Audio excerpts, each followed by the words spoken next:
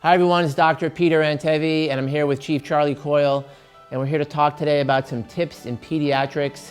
We're going to go through some things that we've looked at, looking at all the pediatric cases, the cardiac arrest cases over the last several years. We've determined that there are some things that are important to just let you all know about. You guys have done an amazing job. We really appreciate all the work that you've done. We're just trying to make it better, more refined and more detailed. So Chief Coyle?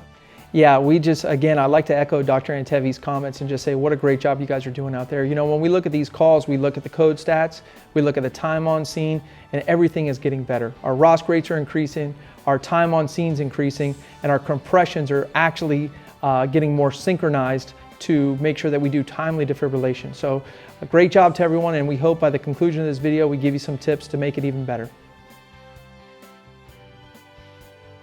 What happens when you get to the call and perhaps you heard 2-year-old coming over the radio and you get there and the kid's not 2 years old?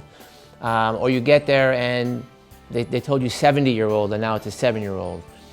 What I would really recommend, and it's something that we maybe haven't emphasized enough, is the use of the length-based tape.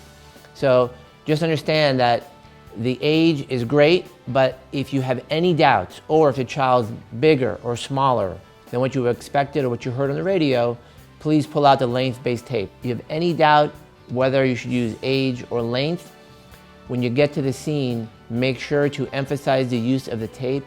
You know, think of the psychology behind what's going on scene. So you could just imagine how chaotic it is. You could imagine the dispatcher trying to give CPR coaching, techniques, as well as trying to obtain an accurate age while, there's just mere chaos in these bystanders or parents' life. So please, again, whenever in doubt, just double check yourself with the tape.